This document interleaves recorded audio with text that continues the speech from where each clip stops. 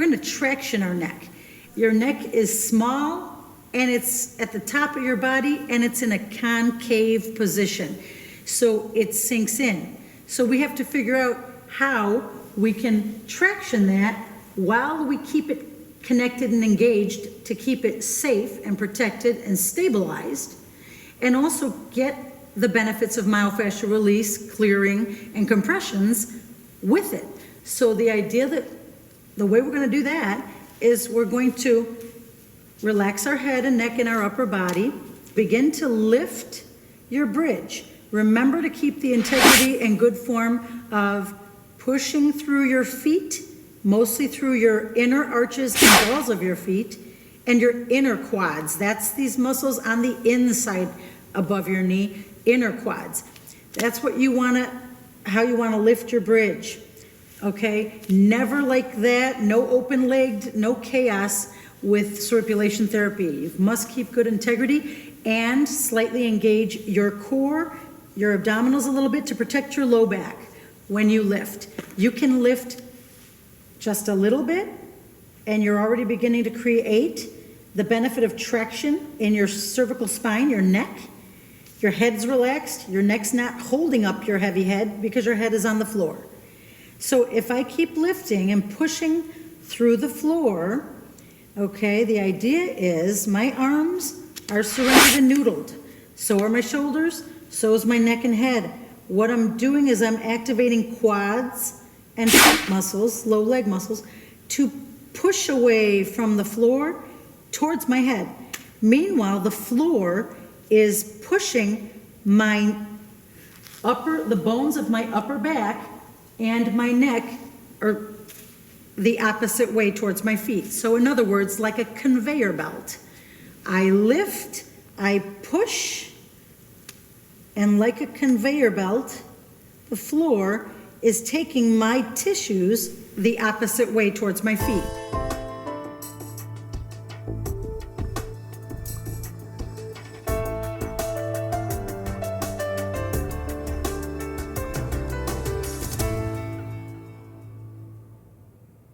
So now we want to address our shoulder blades. The shoulder is the most overused joint in the entire body. So of course, all sides need to be addressed, but right now we're going to address the posterior, the back side of the shoulder blade. You can either lift the arm. It should be able to fall when you let it go. You don't want to lift it, now you're contracting. We're treating our left shoulder blade here. So because that arm's attached, we want it to be in surrender. So we're going to use the other arm, which we're not treating that side right now. We can use it to lift that arm, but make sure it's a dangled arm. The idea here is that when I lift that arm, I'm getting an isolated compression. When I lift my bridge safely and just lean to the left, I'm right on that blade. Okay, I can do it that way, or I can leave my arm down. Doesn't matter if it's here or here, doesn't matter where it is, but I can simply alternate from shoulder blade to shoulder blade, and I'm traveling down or up my mat. Doesn't matter which direction, but it's a slow travel. Helps when you're traveling towards your head to lift your head, because you need to get isolated compression right into the blade. You can drag it from the floor if that's too difficult. Use the grounded furniture or the wall and create the movement that way. The left arm is limp.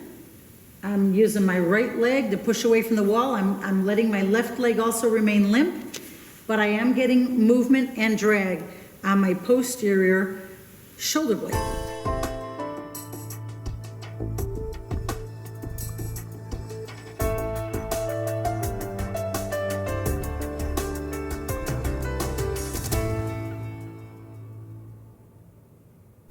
Our mid-back and shoulders, our anterior shoulders, so in other words, our anterior deltoids and our biceps tendons. Everyone's body is different, everyone's body's compromise is different. You're gonna find a position that's comfortable for you to attach, and ladies will have to bring their breast a little more inside to get it out of the way, but the idea is for me to have my arm in surrender because I'm treating my right side right now. So the idea is that I want all of that anterior deltoid, pec area, and biceps tendons to be connected to the floor. So for me, a figure 4 like this is very comfortable. Nothing hurts, nothing's being strained, and the designated area is attached and the arm is in surrender that it's attached to. So the idea now is to use my left side, my left tools here, arm and leg, to create the movement. So if I simply push off my inner knee right here, all the inner knee tissues from the floor, push away from the floor, I'm actually creating the drag I need for that anterior shoulder and deltoid. This will always hurt a little bit because the shoulder is the most overused joint in the body, and your anterior shoulder tissues are always in a very short, tight position. Don't bring it to beyond what you can handle. You should only surripulate to the point of toleration and feel, not intoleration and not pain. But again, for my other side, for my left side, the idea is, once again, my tissues I want to attach are my anterior shoulder, my deltoid cap, my biceps, and my pecs. So I want to bring my breast a little inward, get it out of the way, place that arm down. These tissues on that left side are attached to that floor, and now I'm going to use my, once again, my inner leg, opposite side of my body, to create the drag.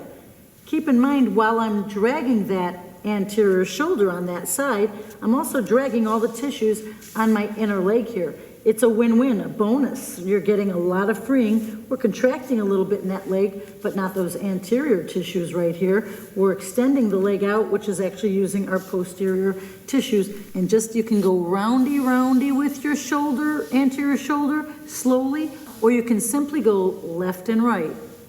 Left and right. A few nice slow dry drags will do the job. You don't need to do any more than that, but if you want to do a little more, you can. Surripulation therapy is safe. It won't damage anything.